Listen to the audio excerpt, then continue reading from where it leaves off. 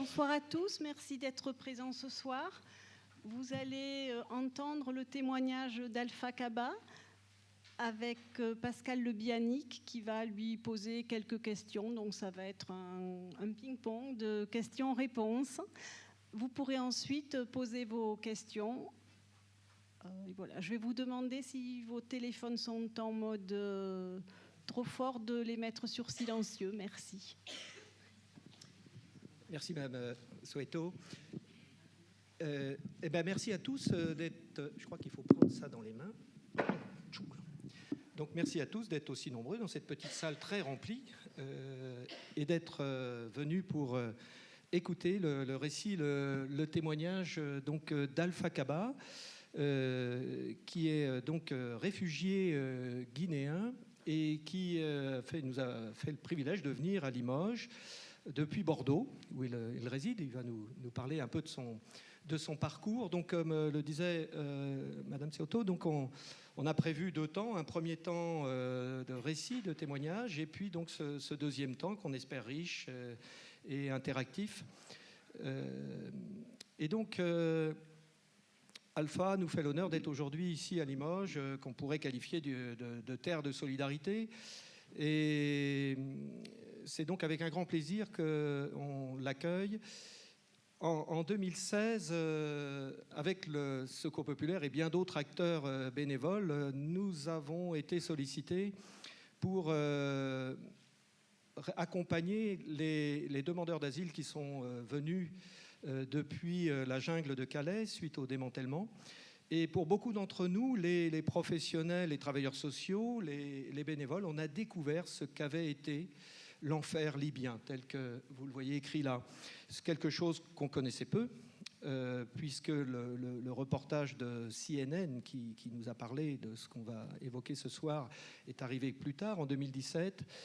Et c'est là que, par le travail fait par les travailleurs sociaux sur l'écriture des récits de vie, on a pu réaliser par petit à petit des confidences, parce que c'est pas facile de parler des traumatismes vécus, l'importance de la tragédie. Bien sûr, tout le monde connaît la tragédie dans la traversée de la Méditerranée, mais peut-être connaît-on moins, ce qu'on va découvrir un peu ce soir, ce qui se passe en Libye au niveau des milices et de la situation des migrants. Alors, le récit de Alpha Kaba va encore plus loin, puisqu'il ose avancer l'idée, il ose parler d'esclavage. Et donc la première question, Alpha, que je voulais vous poser, c'est pourquoi vous avez voulu écrire ce livre? Voilà. D'abord, merci pour l'accueil. Et pour répondre à votre question, j'ai voulu écrire le livre pour témoigner et en même temps informer le maximum de personnes sur la situation des migrants en Libye. Et au même moment, profiter de cette occasion qui m'est offerte, parce que j'ai eu la chance que d'autres migrants n'ont pas eu, le fait de partir à l'école de journalisme ici à Bordeaux, de témoigner au nom de tous ces jeunes qui sont décédés en Libye, au nom de tous ces jeunes qui sont décédés en mer Méditerranéenne, qui sont aujourd'hui sans voix. Je me suis dit, à travers le livre, de témoigner pour eux et de faire entendre la voix des sans-voix. Merci Alpha. Alors nous, on pense que l'esclavage, c'est dans nos livres d'histoire dont on en parle encore dernièrement. Il y a eu des polémiques dans les médias à propos de l'esclavage, mais on en est resté à l'abolition du 27 avril 1848, sur le traité d'abolition d'esclavage qui a été impulsé par Victor Schellcher. Mais est-ce qu'on peut parler véritablement d'esclavage aujourd'hui en Libye, et pourquoi vous avez osé parler d'esclavage? L'esclavage, je vais dire, c'est à l'école. Moi, j'ai connu les notions de l'esclavage à l'école primaire, ensuite un peu au collège où ils nous parlent de l'esclavage en temps, je vais dire, de 1800, et où nos arrière-grands-parents ont été cueillis en Afrique pour les envoyer travailler dans des plantations aux États-Unis. Donc moi, j'ai appris ça à l'école. Mais du jour d'aujourd'hui, qu'est-ce qui m'a poussé à parler de l'esclavage aujourd'hui? Parce que tous les traits et tous les caractères qui tout ce qui caractérise l'esclavage qu'on m'a appris à l'école, c'est-à-dire vendre un être humain, l'utiliser dans une plantation, le frapper, le torturer. Je crois que ça, il y a eu ça pendant l'époque, c'est-à-dire lors de l'esclavage ancienne.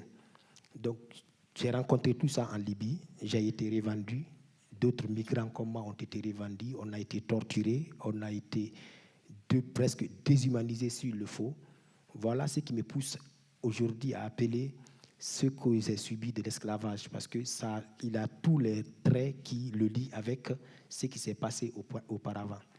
Donc il y a aujourd'hui un monde, il y a des gens qui ne cessent d'appeler de cela que c'est de l'esclavage moderne ou de l'esclavage d'aujourd'hui. Moi, je trouve que l'esclavage n'est pas d'hier, n'est pas d'aujourd'hui. L'esclavage, c'est de l'esclavage, c'est-à-dire le fait de torturer quelqu'un, le fait de revendre. Moi, j'ai été revendu à 350 dinars. On va venir sur ces points. Et le fait d'être tabassé et revendu à tout, d'avoir tout ça là, je trouve que l'esclavage, il existe en Libye, et à l'heure où je vous parle, il y a encore des jeunes qui sont encore ligotés et frappés en Libye, et que le monde fait d'eau, quoi. Merci. On va y revenir à travers le parcours. Eh bien, on va revenir sur votre terre de naissance, puisque vous êtes né en Guinée. On pourrait dire que tout avait pourtant bien commencé avec une enfance heureuse, des parents aimants. Est-ce que vous pouvez nous en parler un peu ? Où vous êtes né déjà, le village ? Voilà, moi je suis né à Boké. À Boké, c'est au nord-ouest de Conakry, la capitale guinéenne, en République de Guinée. Et là, je suis issu d'une famille polygame. C'est-à-dire mon papa avait 3 femmes. Ma maman était la 2e femme. Je suis né en 88, 23 mars 88. Mon papa était un commerçant. Il ambulait de village en village avec des marchandises. Ma maman était une femme de ménage à la maison, mais en même temps, elle profitait avec ce qu'elle a appris avec mon père, parce qu'elle est venue chez mon papa très jeune. Donc, c'est mon papa qui lui a donné certaines notions de commerce. Elle faisait aussi le commerce. Donc, j'ai grandi dans ce milieu, dans cette atmosphère, dans la joie, parce que malgré mon papa avait 3 femmes, mais ce sont des femmes qui s'aimaient. Ce sont des femmes qui n'avaient pas de haine vis-à-vis de l'enfant de l'autre. Parce que chez nous, mon papa n'arrête pas de dire l'enfant de Hawa, ma maman, c'est forcément l'enfant de Rugi, la 3e femme de mon papa. Parce que si je n'étais pas l'enfant de Hawa, j'allais être l'enfant de Rugi. Donc, il y avait de l'harmonie, il y avait de la concorde, il y avait de la vie. Donc, je suis né là-bas et je suis grandi dans cette ville de Boké avant de rejoindre Conakry. Justement, dans votre éducation, il y a quelque chose, en discutant avec vous, qui était intéressant. Comment vous avez appris, quel était durant votre enfance, durant votre éducation, comment on vous a parlé de l'étranger ? Quelle était votre vision de l'étranger ? Qu'est-ce qu'on vous disait à propos de l'autre différent, qui pouvait être blanc, qui pouvait être d'une autre ethnie ? D'abord, chez nous, en Guinée, en Afrique en général, je ne vais pas que rester qu'en Guinée, mais de l'éducation qui m'a été donnée par mes parents.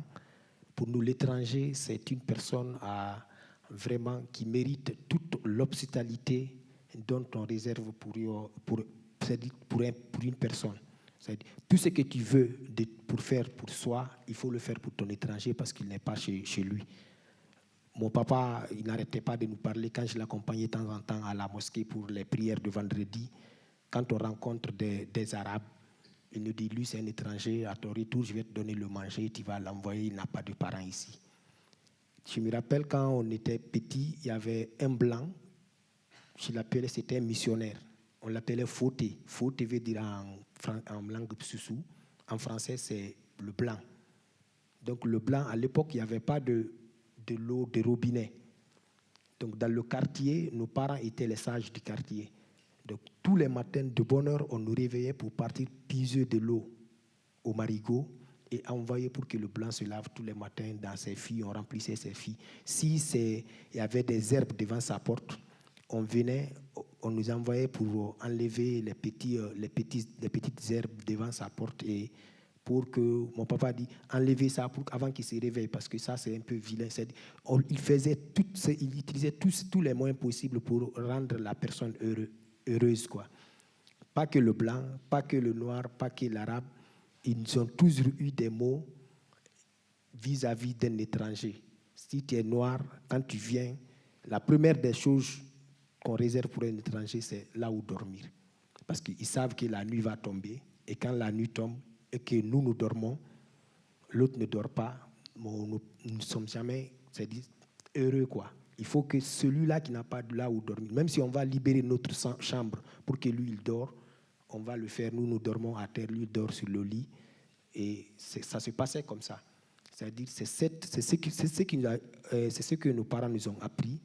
Eux aussi, ils ont appris ça de leurs grands-parents et arrière-grands-parents. Nous aussi, nous avons appris ça avec nos parents. Facilement, tu peux même te trouver une nationalité chez nous si tu es étranger, comme pour te dire que c'est de la vie après. Et je crois que l'autre particularité, c'est que vos deux parents appartenaient à deux cultures bien différentes. Justement, moi je suis malinké. Comme mon papa est malinké, ma maman est Peul. Pour ceux qui connaissent la Guinée, ce sont deux ethnies, pas parce qu'ils ne s'aiment pas forcément, mais ce sont deux ethnies qui se querellent pour le pouvoir en Guinée. Les Malinké de la Haute-Guinée et les Peuls de la Moyenne-Guinée. Donc, ce sont deux ethnies qui se marient difficilement. L'union entre ces deux ethnies, il faut vraiment oser. C'est pourquoi j'aime souvent dire, mon papa, il avait osé à l'époque de partir épouser une femme Peul du Fouta, et que moi, j'ai eu la chance d'être parmi les enfants de ces deux unions. C'est-à-dire l'union entre mon papa et ma maman. C'est-à-dire c'est rare vraiment d'avoir... C'est pas habituel. Hein. C'est pas habituel, c'est rare. Donc, moi, j'ai une éducation malinké, Peul. Donc, mon papa vient de la Haute-Guinée à Kankan. Ma maman vient de la Moyenne-Guinée à Labé. Et nous, on est nés à Boké, loin de toutes ces régions. À Boké, c'est une terre Tiaranké et Landouma et Baga. Donc, moi, je suis né, nous sommes nés là-bas, nous sommes grandis là-bas. Comme pour dire que j'ai une éducation purement, une éducation ouverte au monde, quoi. Merci pour ça. On y reviendra un peu plus tard. Alors, il y a eu cette éducation qui était quelque chose auquel votre père tenait beaucoup, et donc des études à l'université que vous avez pu faire, et puis cette idée de devenir un jour journaliste. Est-ce que vous pouvez nous dire comment c'est venu, comment est née cette idée d'être journaliste? C'est venu comment? D'abord, je vais vous dire que je suis issu d'une famille de 17 enfants. Mon papa avait 17 enfants avec ses 3 femmes. Et moi, je suis le dernier, le Benjamin de cette famille. Je suis la seule personne qui est partie à l'école jusqu'à l'université, et cela grâce à ma mère. Elle m'appelait souvent Alphonse Dodé. Je ne sais pas d'où elle avait pris ce nom, ou si elle a entendu à la radio. Si elle veut m'appeler, elle dit Doder, Doder. C'est-à-dire, elle m'appelle rarement Alpha. Si elle veut me gâter, elle dit Doder. Non, c'est Alphonse Dodé. Alphonse Dodé, Alphonse Dodé. Donc, pour répondre à votre question, c'est que j'ai aimé le métier de journalisme depuis tout petit. Il y avait des journalistes qui sont passés avant moi, parce que 1994, j'étais encore en classe de maternelle. Il y avait un journaliste qu'on appelait ABD, Ali Badara Diakité, pour ceux-là qui écoutent pas mal des radios en Guinée. Mon frère mettait souvent la cassette radio, parce que c'était des cassettes avant. Des cassettes radio qu'il mettait dans sa radio, et il écoutait ABD qui parlait des belles phrases françaises. Il disait par exemple, chaque jour c'est un jour, si ce n'est pas le matin d'un soir, c'est le soir d'un matin qui pointe à l'horizon. Ce sont des phrases que j'ai apprises de la personne. C'est-à-dire, en l'écoutant seulement, j'ai eu envie d'être comme lui.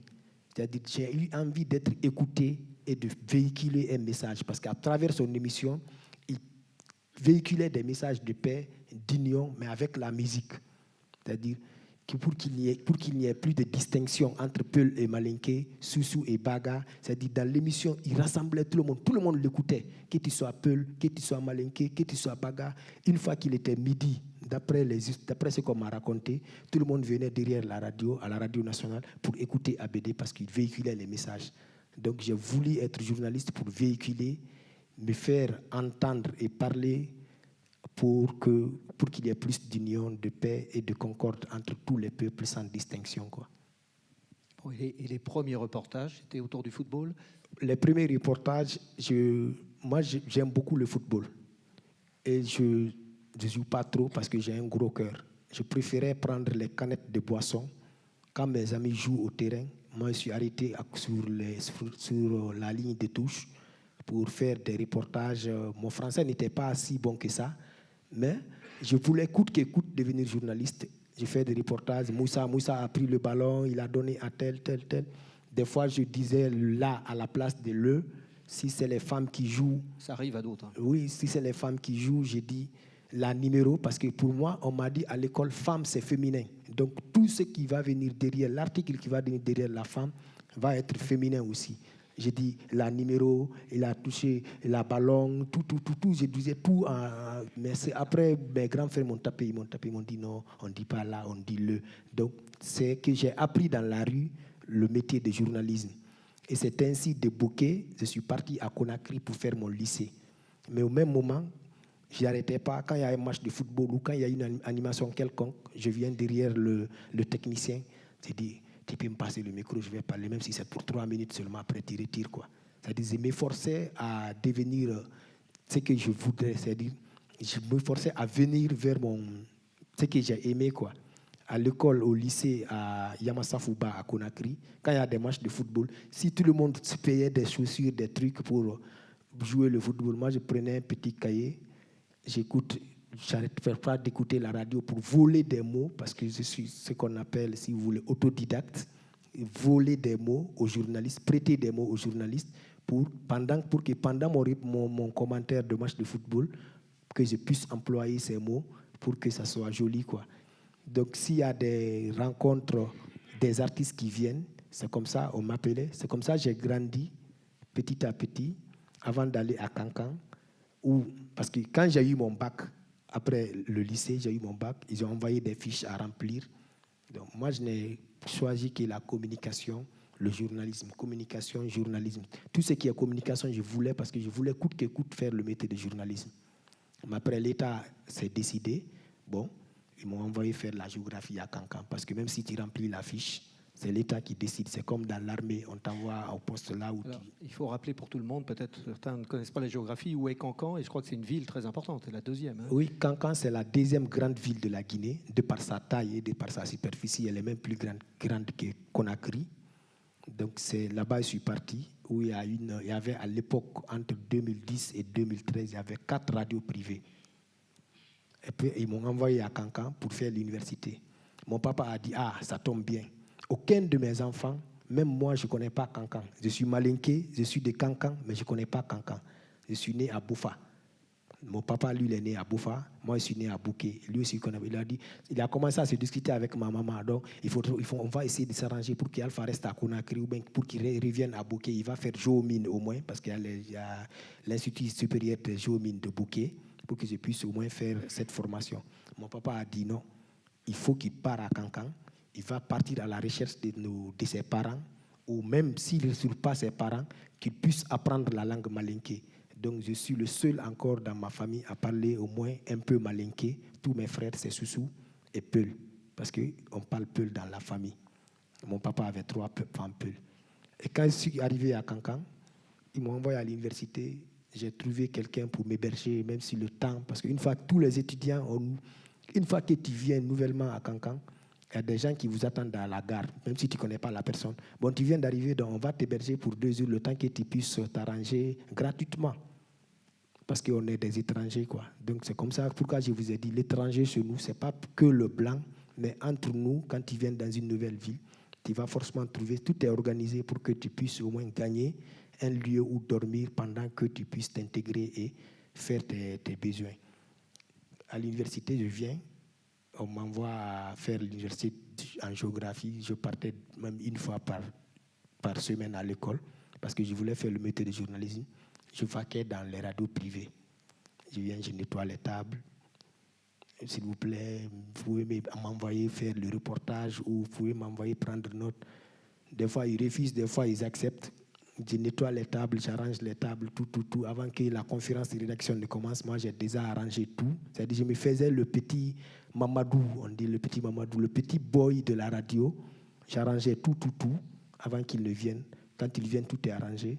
C'est-à-dire, après un jour, ils m'ont envoyé faire un reportage à Kankankura, l'inauguration d'une école de souvenirs. J'ai fait très bien le papier. Même le directeur de la radio il était content. Après, il a juste formaté mon papier pour même balancer à la radio nationale. Il m'a dit, bon, Alpha, toi, tu vas rester ici. Tu vas rester avec Nanyuma. Vous allez faire le sport de temps en temps. C'est comme ça que j'ai eu ma chance d'intégrer d'abord la radio Horizon FM en tant que stagiaire et ainsi de suite. Et après Horizon FM, il y a eu l'autre radio. Après Horizon FM, vous savez, au même moment, quand j'étais à l'université, malgré que je ne venais pas à l'université, j'étais le correspondant de la presse universitaire. S'il y avait des polémiques entre les étudiants et le rectorat, j'étais là en tant que médiateur. Je viens voir le recteur. Bon, pour le paiement des bourses, par exemple, je vois le recteur. Si le recteur me parle, je viens. Je dis aux étudiants, bon, le recteur dit au plus tard le soir, vous allez recevoir votre argent. Si c'est des appels, des fois, s'il y a des mouvements à Kankan au sein de l'université, j'étais le correspondant, donc j'étais le porte-parole des étudiants. Il fallait passer par moi pour des appels téléphoniques, pour avoir plus d'informations, des bonnes informations par rapport à la situation de l'université. Et je faisais des commentaires. Donc de là-bas, j'ai été repéré par Moussa Diawara, le directeur de la nouvelle radio, Bate FM. Il m'a dit, bon, Alpha, tu sais, là où tu travailles, tu ne gagnes rien là-bas. Tu es bénévole, tu ne gagnes rien. Donc, moi, ils m'ont confié une radio. C'est une radio, au départ, Bate FM, c'était une radio médicale. Une radio médicale qui, en quelque sorte, sensibilisait les femmes enceintes ou les personnes malades, comment prendre les médicaments, tout. Après, Moussa m'a dit, bon, tu viens avec moi. Je vais essayer de te présenter au fondateur de la radio. Parce que tu parles Peul, tu parles Malinké, tu parles Sussou, plus le français. On va essayer de faire ouvrir la radio à d'autres dimensions, introduire d'autres émissions. J'ai dit, OK. Il dit, tu seras au moins, tu auras des primes. J'ai dit, OK, là-bas, je ne gagne rien. Par là, je gagne des primes. Même un fou a besoin, même un fou, quand on lui propose 100 francs contre 0, il va prendre les 100 francs. Je suis parti avec lui. Et c'est comme ça que j'ai intégré l'autre radio qu'on appelle Bate FM.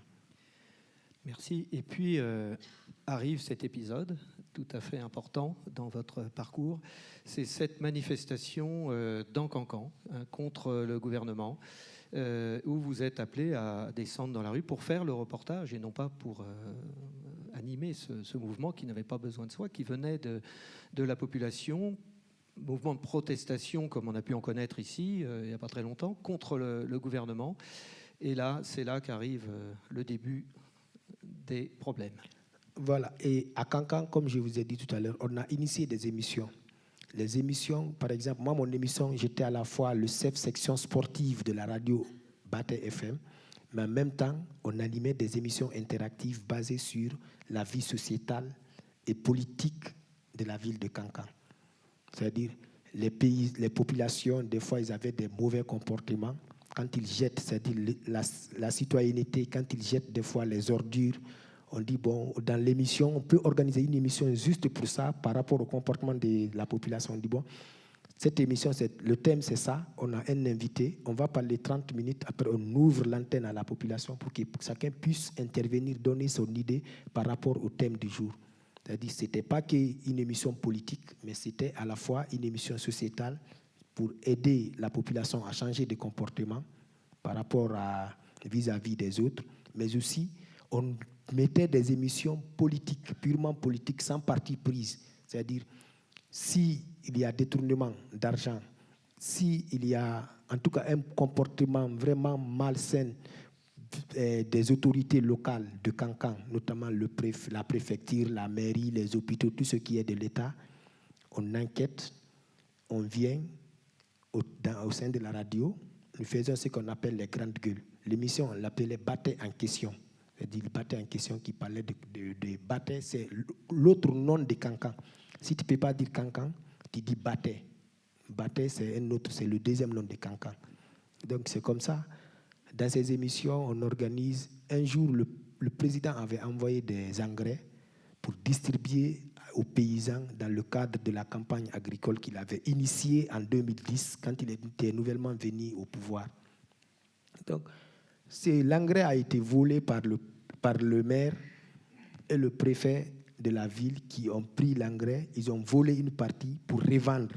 Et c'était censé être distribué gratuitement à la population dans le cadre de la campagne agricole. Et là, votre rôle à ce moment-là, voilà, c'est d'aller dans la rue, faire le reportage. Justement, et nous, on a organisé l'émission, et puis on a profité parce que le président venait à Cancan pour un meeting à la veille de l'arrivée du président d'abord, dans la radio même, comme le fait RFI et Jaune Libre ou quoi. Nous, si on faisait... Radio France Internationale. Voilà, nous, on écoute souvent ici. Cette radio. Donc, on a organisé, les gens viennent, ils appellent. Bon, c'est le préfet qui a volé, petiti patata. Le lendemain, on est parti. Moi, je parle, parce que la population est illettrée à 70%, il faut le comprendre, ils ne parlent pas français. Donc, pour des émissions comme ça, il faut traduire en langue des terroirs, en langue nationale. Donc, moi, c'était mon rôle. J'étais la pièce maîtresse de traduire tout en langue malinké, peul et soussou. Donc, c'est comme ça. Quand le président est venu, moi, je suis parti maintenant pour faire, comment je vais dire ça, la couverture médiatique. J'avais un ami à la radio, c'est-à-dire avec les moyens de bord, les unités, on met dans le téléphone. Quand il y a des discours, par exemple, on vient, on met le téléphone ici. Et puis, ça s'entend à la radio là-bas, en direct. Et on interrogeait les gens, comment vous avez vécu l'arrivée du président, pour que chacun donne ses sentiments par rapport à tout ça. Un groupe de jeunes vient avec des pancartes, abat le préfet, abat le maire, préfet zéro. Vous savez, quand c'est le fief... On connaît ce slogan-là aussi. Voilà. C'est le fief du chef de... C'est le fief du président de la République. Oui. C'est un malinké. Cancan, c'est-à-dire nous, ton fief, ça dépend de ton ethnie, quoi. Si tu es Peul, c'est le Fouta. Si tu es malinké, c'est la Haute-Guinée. Si tu es Baga, c'est la Basse-Guinée. Donc, ce n'est pas des convictions, quoi. Après, les gens ont commencé à se jeter des pierres. Tac, tac, tac, tac. L'on s'est cherché. Je suis parti à la radio pendant que nous, on préparait le journal du soir parce que je faisais le journal en Peul et en malinké plus sous. Après le journal français et le journal en langue française. Ils nous appellent donc. C'est suite à ce que vous faites à Cancan, vos grandes gueules là. C'est suite à ça. Il y a eu événement, le président n'a pas pu tenir son meeting. Donc vous avez été rendu responsable. Oui, on a été indexé comme instigateur des événements qui se sont passés dans la journée. Après, le directeur dit, moi, je ne suis pas à la radio Alpha, mais faites en sorte que vous quittez tout de suite. Il paraît qu'il y a un groupe de militaires qui est en route et certains militants, parce que qui viennent saccager la radio, nous sommes responsables, petit patata. Mon directeur, lui, il était même déjà à Bamako. Nous, les petits Mamadou, nous sommes dans la radio, nous ne savons rien. Après, je me suis cherché sur mon scooter, sur ma petite moto. Là, qu'est-ce qui s'est passé dans votre tête à ce moment-là? Il faut rappeler que vous aviez une épouse et oui, une enfant. J'étais pas encore pour éclaircir la lanterne. J'avais pas encore une épouse. J'avais une copine qui avait fait une jeune fille pour moi, donc Aminata. Et j'ai pensé d'abord à partir là où, parce qu'il y avait le grand jeunesse, l'administrateur du grand marché qui m'avait hébergé là où j'étais, de rentrer d'abord à la maison pour tranquilliser. Chacun s'est cherché comme il peut. Mais arrivé à la maison, le grand jeunesse me dit, Alpha, les militaires viennent de quitter ici tout de suite, on te cherche. Donc je ne pouvais pas rester ce grand jeunesse là-bas, celui qui m'a hébergé pendant des années, et le mettre dans le pétrin, c'est-à-dire qu'ils viennent, parce que les gens mal intentionnés, quand ils viennent, ce n'est pas Alpha qu'ils cherchent, mais c'est plutôt piller la maison et tout ce que l'autre a cherché pendant des années, gâter tout ça pour lui. Je dis non, je vais d'abord appeler Alpha Amadou Camara, c'est un autre journaliste technicien avec qui j'étais à la radio Horizon, ma première radio, qui m'a demandé, bon, viens, c'est en haute banlieue de Cancan, à Missira. Il m'a dit, viens, je vais t'héberger le temps que la situation se stabilise.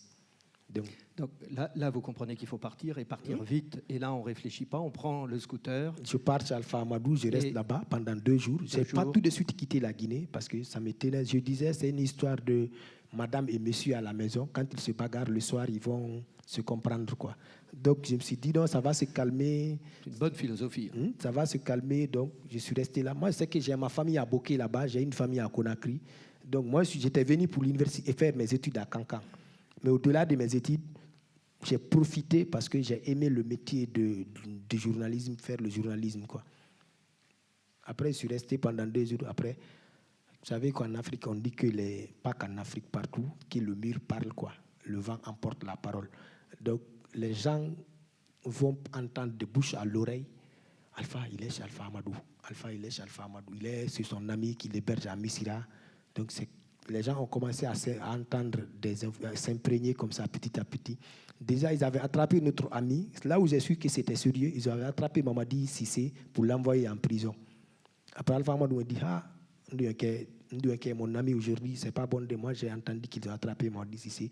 Après, le doyen Sarbou Keita, le correspondant de la radio nationale, malgré qu'il est correspondant de la radio nationale, mais il a été l'un de mes maîtres qui m'a formé dans le métier pour faire un petit papier pour le journal, quoi, des brèves, quoi. Après, il me dit, bon, Alpha, il faut qu'il te quitte ici parce que la situation devient de plus en plus dure, quoi. Donc, frontière avec le Mali. Frontière avec le Mali, c'est à 250-300 km. Au lieu de m'enfoncer encore à Conakry, qui se trouve à 600 km de là, puis, je suis parti à Bamako. Bamako, et là... Bamako, je suis resté encore. Je tenais toujours à revenir parce que je sais que j'ai une famille, je sais que j'ai un métier. Je voulais toujours revenir. Je suis resté à Bamako pendant 3 jours chez un ami de Moussa Diawara, le directeur de la radio qui m'a demandé de rester. Je suis resté là pendant... Mais Bamako et Cancan, c'est les mêmes peuples, c'est les mêmes commerçants, c'est le même peuple qui embille d'une frontière à d'une autre. Après, le doyen m'appelle, il me dit, Alpha, il paraît, j'ai entendu que tu es à Bamako. Moi, je préfère que tu pars en Algérie. J'ai un ami là-bas qui va te recevoir. Il dit, doyen, moi, je préfère aller en Guinée-Bissau parce que là-bas, il y a ma grande sœur. Je pourrais rester avec elle là-bas. Le temps que les choses se calment, je pourrais au moins aller à Boké. Il y a ma maman, il y a mon papa, il y a tout le reste de ma famille là-bas. Il m'a dit, retracer encore en Guinée. Ça dit, parce que si je devrais aller en Guinée-Bissau, je devrais encore rentrer par la Guinée et partir jusqu'au nord-ouest, à Boké, et partir de l'autre côté. C'est peut-être un peu compliqué parce qu'on n'a pas de carte géographiquement, c'est compliqué. Il m'a dit, non, je préfère que tu partes. On peut dire que le Mali est juste au nord le de Mali la est Guinée, juste au nord. Et de là, encore au nord. Mais ce qu'on peut retenir, c'est que l'idée n'était pas d'aller en Europe. Non, moi, pas du tout. Jusqu'à ce jour, je n'avais pas du tout une ambition. Parce que je ne me suis jamais fait une carte, un passeport pour venir en Europe. Sinon, je pouvais le faire quand je faisais mon bac. Je pouvais faire Campus France pour venir en Europe pour continuer mes études. Mais je ne l'ai pas fait. Et de Bamako, je suis parti maintenant pour l'Algérie. Burkina Faso, Niger, où j'ai été escroqué maintes fois par des passeurs pour m'envoyer. Parce que pour aller en Algérie, il te faut une personne qui connaît la route pour t'envoyer. Donc, il fallait payer un passeur pour qu'il t'envoie en Algérie. J'ai payé d'abord un passeur à Agadez. Agadez, c'est la ville Carrefour, on appelle ça en langue, si c'est Haoussa, c'est que c'est la ville commerçante, quoi. On m'envoie là-bas, je suis resté dans la gare, ils m'ont escroqué mon argent, je ne savais plus quoi faire. Découverte un peu aussi de forme de racisme, on peut dire, ou oui, mais c'est à l'égard, c'est un peu la confrontation avec l'Afrique noire, qui n'est pas toujours bien accueillie. Bien accueillie. Donc là, ils m'escroquent mon argent. J'appelle Ndour. J'ai dit, bon, tu sais ce que tu vas faire. Ndour, c'est un ami à moi, il travaille à Orange Guinée. J'ai dit, tu sais ce qu'on va faire. La manière dont je vois la situation là, moi, je préfère me retourner. Lui m'a dit, mon ami, il faut que tu continues. Il a pris son salaire, on le paye en fin de mois, il prend son argent en entier, il m'envoie pour que je puisse continuer ma route vers Alger. Je prends son argent, je paye un autre passeur qui m'a rassuré qu'il pourra me faire passer parce que je dormais à la gare d'Agadez au Niger là-bas, qui m'a envoyé traverser le désert entre Ingizam et Arlit, pour ceux qui connaissent un peu la géographie. Oui, ça faudrait une carte. Voilà, c'est une étendue de désert vraiment, où la plupart, c'est là-bas où j'ai compris que le désert tue plus que la mer Méditerranée, parce que la plupart des migrants qui ont envie de traverser passent forcément par là-bas, soit le désert entre Algérie et Niger, ou soit le désert entre Saba et la Libye. On va y arriver, on y arrive en Libye. C'est comme ça que je suis venu à Alger. Mais au fur et à mesure des avancées, J'appelle le monsieur, il ne prenait pas son téléphone. J'appelle le monsieur, il ne prenait pas son téléphone. Mais comme j'ai fait le chemin à moitié, je suis presque arrivé. J'ai dit, OK, je vais continuer. Arrivé à Alger, je vais me débrouiller pour le voir, quoi. À Alger, je reste à la gare, je continue à l'appeler. C'est là-bas où j'ai trouvé des ouvriers, des Sénégalais, des Maliens qui passaient la nuit dans un squat. Le matin, ils partent travailler. Le soir, ils reviennent. Donc, j'étais à la gare après. Ndia, il vient, il me dit, bon, toi, ça fait 2 jours, j'ai remarqué que tu es là. J'ai dit, oui, je suis là parce que je n'ai pas là où dormir. J'ai essayé de me confier. Il m'a dit, OK, nous, on dort dans un squat.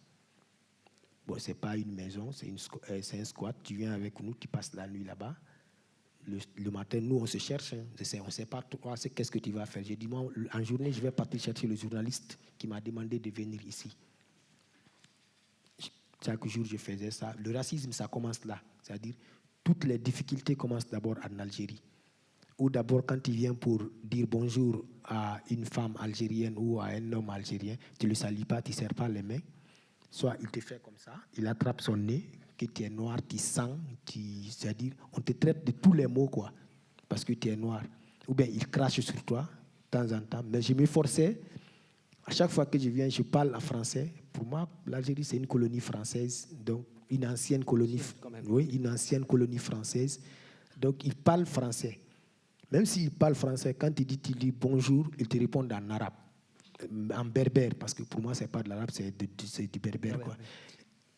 Ils me répondent en berbère. Je suis resté là pendant 1 mois. Les amis ont dit, bon, nous, on va aller en Libye. Je ne sais pas si tu es d'accord, tu vas venir avec nous. Alors là, je ne sais pas si je vais retourner en Guinée, retraverser le désert que j'ai traversé à Arlit, ou suivre les jeunes pour la Libye. Donc j'étais une personne paniquée qui n'avait plus de choix. Et s'ils me restaient dans le squat, c'est grâce à eux que je gagnais à manger, des fois, parce qu'ils sont durés un peu dans la ville. Et s'ils me laissent dans le squat là-bas, je ne pourrais pas dormir, même, c'est un grand squat, je ne pourrais pas seul dormir, j'allais avoir peur, tout. Je dis, OK, on va aller dans la panique. Je suis parti avec eux jusqu'à, comment je vais dire ça, à Deb, entre la frontière algério-libyenne. Avec un passeur. C'est là-bas, c'est eux qui avaient négocié tout. C'est eux qui avaient négocié. Il y avait le passeur qui nous attendait à Deb, à la frontière. Alors on arrive à la frontière et on va avoir quelques images donc, illustrées par donc un Français de l'école de journalisme qui a pris fait et cause et qui va accompagner cette... Donc voilà, nous voilà avec le pick-up à l'arrivée de la frontière libyenne. Voilà, à l'arrivée de la frontière libyenne, négocie le passeur, il dit, bon, moi je connais ici, ça fait combien d'années il fait passer les gens, je vais vous envoyer en Libye. Ils ont tous les beaux, c'est-à-dire les douces paroles pour convaincre les migrants, pour les jeter dans la gueule du loup en Libye sans qu'ils ne soient au courant. Nous, on paye le passeur, il nous met dans un pick-up qui nous envoie jusqu'à un lieu, il nous fait descendre, il nous demande de marcher encore 10 km, c'est-à-dire c'était une formation, quoi. On marche encore pour échapper au contrôle de la frontière, on marche encore, il va devant, il nous reprenne pour nous envoyer, où devant, il y a un grand terrain où nous attendait une voiture au bout, qui nous récupère et nous envoie sur un grand terrain, on dirait un terrain de football. Il y a au moins 4 ou 5 pick-up. D'autres migrants sont dans ces pick-up encore. Nous, on est venu rejoindre des migrants. C'est-à-dire c'est un réseau, quoi. On les rejoint, on vient et bon, ils commencent à nous débarrasser de nos affaires. Bon, sac, téléphone, tout ce qui est lourd, même pantalon comme ça, là, tu vas enlever pour que tu restes avec une culotte. Parce que le pantalon, ça prend beaucoup d'espace dans le pick-up. Donc, il faut... Ces petits détails, c'est... Voilà, il faut enlever tout ça là, tu restes en culotte, pour qu'on puisse mettre une autre personne entre tes jambes. Donc, on reste comme ça. Les peu de personnes qui voulaient résister, l'histoire commence là, on commence à les frapper avec de l'arme et puis ils tirent à l'air encore. Chez nous, quand ils tirent à l'air, c'est soit l'armée qui va venir voir ils ont tiré à l'air pour que nous nous calmions. Ils frappent certaines personnes d'entre nous. Donc, on était obligés d'obtempérer et de les suivre. Ils ont pris plutôt bien. Direction. Là, vous découvrez la violence. Hein, oui, et oui, puis, la soumission. Tout commence là. Et maintenant, ils nous mettent encore dans ces pick-up, les uns sur les autres. ou bien tu te couches, une personne, ils mettent encore une personne sur toi, ils mettent des petits bois autour pour que vous ressembliez aux animaux. Tu sais, quand on transporte des animaux, oui, et puis ils mettent maintenant une base sur vous. Respirez difficilement, des crampes attrapent certains d'entre nous pour nous envoyer dans une petite maisonnette aux périphéries de Beni Walid. On nous laisse là-bas pendant près de 24 heures, 48 heures même. S'il faut le dire, 48 heures, on nous laisse là-bas dans ce squat. Pendant qu'ils sont partis cueillir encore d'autres migrants pour les envoyer nous rejoindre. Dans ce squat, on était au nombre d'une cinquantaine de personnes, voire même 60. Un squat très petit où, pour s'asseoir, il fallait alterner. Ton ami s'assoit 10 minutes ou 20 minutes, il se lève parce qu'on était trop serré. Il se lève, toi aussi tu t'assois. C'est-à-dire, c'était à tour de rôle, quoi. On avait réservé une partie pour les femmes. Il y avait des femmes avec nous, des Nigériennes, des Guinéennes, des Sénégalaises, surtout des Gambiennes qui étaient avec nous. On les avait réservé une place. On n'avait pas de quoi manger. On est resté comme ça, sans boire, sans rien. Il y avait un petit trou là où l'air rentrait pour qu'on puisse respirer. C'est eux-mêmes qui... Tout est préparé par les milices. Après, on est resté là jusqu'à un soir. Quelqu'un nous envoie à manger. Le manger, c'est quoi? C'est un petit bidon d'eau et des biscuits. Pas trop, pour qu'on puisse partager ça entre vous. Hein. Donc, tu prends le biscuit, tu manges, tu bois, tu te fais une gorgée d'eau, tu remets à ton ami, ainsi de suite, jusqu'à une nuit. Le lendemain, ils viennent nous chercher avec d'autres migrants, près de 5-6 pick-up remplis de personnes. La nuit, en pleine nuit, ils nous font sortir en nous bastonnant. On dirait des animaux, quoi. Pour nous envoyer dans ces pick-up. Ils mettent dans ces pick-up direction inconnue, parce que nous, on partait seulement pour partir. Maintenant, on ne sait plus on est dans quoi. Il y a un moment, on a basculé du passeur à la milice. À la milice, ce que vous avez justement réalisé à ce moment-là, quand ça s'est passé? Après la frontière, en fait. Après la frontière, j'ai commencé à constater exactement que la situation commençait à changer. C'est-à-dire, nos rêves n'étaient plus de venir à Tripoli, mais c'était avec des milices. Mais jusqu'à là, on ne savait pas si on allait être revendu, si on allait être esclave. Jusqu'à là, on ne savait rien du tout. On partait, on les suivait comme des animaux, jusqu'à ce qu'ils nous envoient. Ils organisent un grand marché de commerce de migrants. Ils nous revendent. C'est-à-dire, moi, comme je l'ai dit tout à l'heure, moi, j'ai été revendu à 350. Ça fait 200 €. 200 €, même pas plus. D'autres, vu ma taille, d'autres ont été revendus plus que ça. Voilà. D'autres parce qu'ils sont grands. Et ils regardaient les... Ils regardaient tout. C'est pourquoi j'ai dit c'est de l'esclave. Parce que c'est tout ce qui caractérise l'esclavage des années 1800. Je l'ai retrouvé en plein 2017, plutôt en plein 2016. Oui. Même pas 2016, 2013. 2013, oui. En plein 2013, on a retrouvé tout parce que moi, j'ai appris ça à l'école. On vient, on regarde tes oreilles, ou bien tu ouvres tes jambes pour qu'on tape, pour voir si tu vas sentir ou des trucs comme ça. Après, s'il veut te... Mais je les appelle les argentiers. Ce sont des personnes qui ont de l'argent. Ils viennent avec des belles voitures, des belles pick-up pour vous acheter. Après, ils allument les phares, ils braquent ça sur vous. Si tu viens, ils négocient avec les milices le prix. Ils viennent, ils te cherchent, on t'envoie, ils parlent un peu l'arabe littéraire ou ils discutent le prix, 350 dinars, tac, on me prend, on me met à côté. On attend que tout le monde soit revendu. Après. À 1 mètre, donc. À 1 mètre. Et ce maître m'a pris et m'a envoyé dans un campo. Il faut expliquer ce que c'est peut-être. Campo, c'est un grand espace où il y a au moins une centaine de migrants. C'est-à-dire, ce milieu, son travail, c'était quoi? Le matin, il y a une petite maison. Le matin, il vous fait sortir. Vous vous asseyez au soleil. Le soleil se lève. Il se couche sur toi si tu ne trouves pas un preneur. C'est-à-dire, tu as des voitures. Tu es un entrepreneur, tu as des voitures en location. Les gens viennent chercher pour envoyer travailler dans les chantiers le matin. Ça, c'est pour une explication pour que vous compreniez quoi. Le matin, le soir, ils te renvoient. Donc, on était des sujets des objets. Le matin, on s'assoit. S'il y a un patron qui vient, il regarde autour de vous, il prend 2, 3 personnes. Parce que parmi nous, il faut le rappeler, il y avait des maçons, il y avait des menuisiers, il y avait des charpentiers, il y avait des ouvriers en quelque sorte. Donc ils profitent, parce que jusqu'à maintenant, ils profitent de la situation du chaos libyen pour se construire des buildings, pour se construire des belles maisons à main d'œuvre pas payante, quoi. On ne paye pas rien. Et toi qui n'as pas de métier, tu es manœuvre. Moi, par exemple, j'étais manœuvre.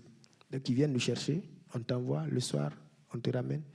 Des fois, ils viennent nous chercher juste pour nous envoyer, pour nous torturer ou mettre des barbelés.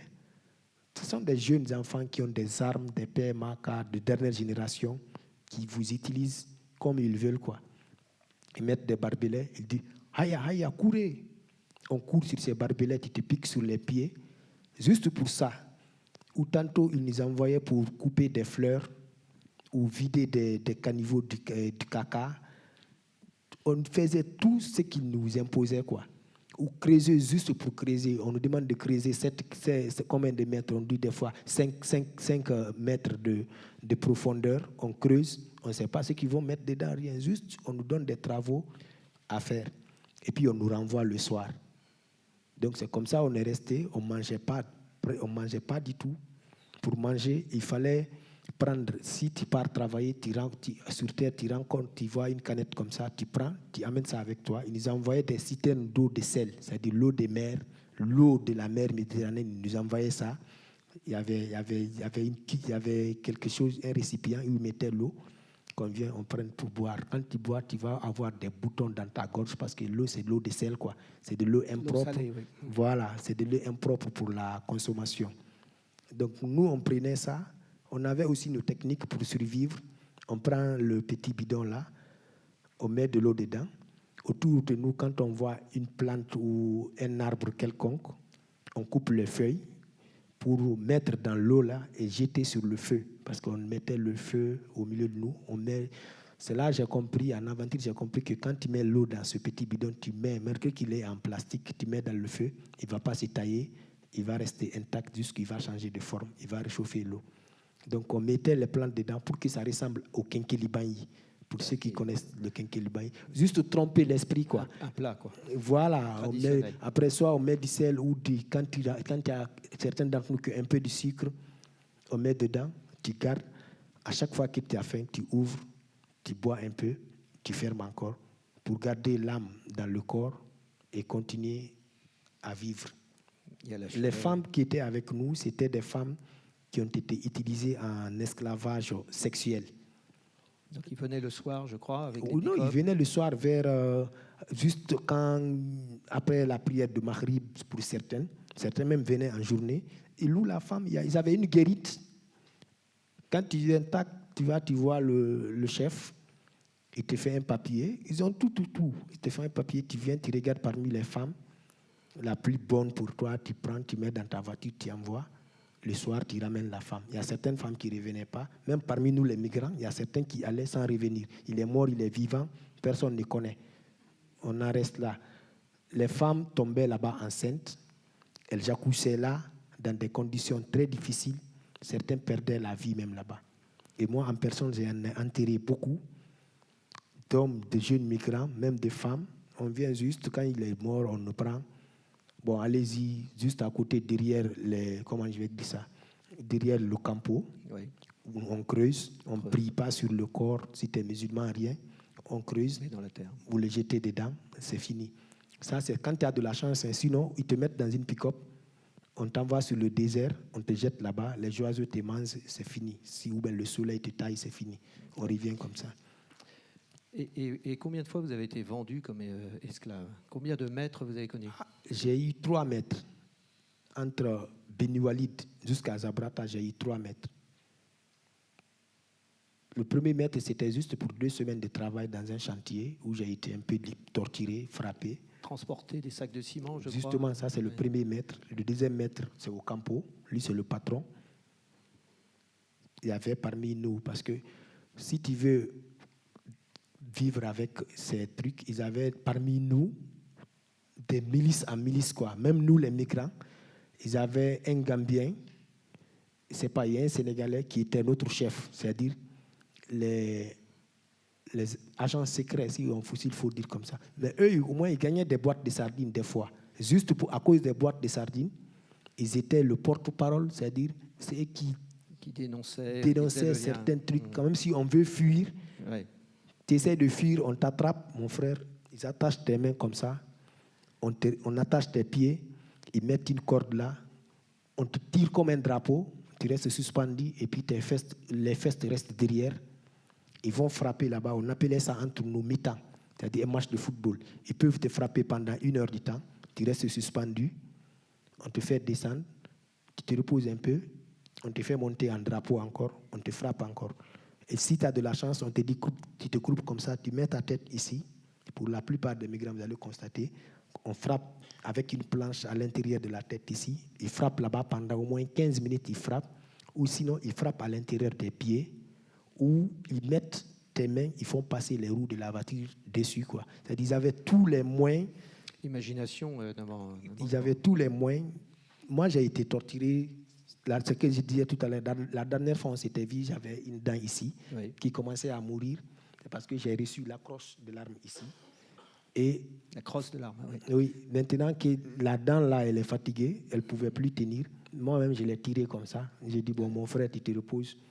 C'est bon maintenant, je suis dans la liberté. J'ai laissé la dent là.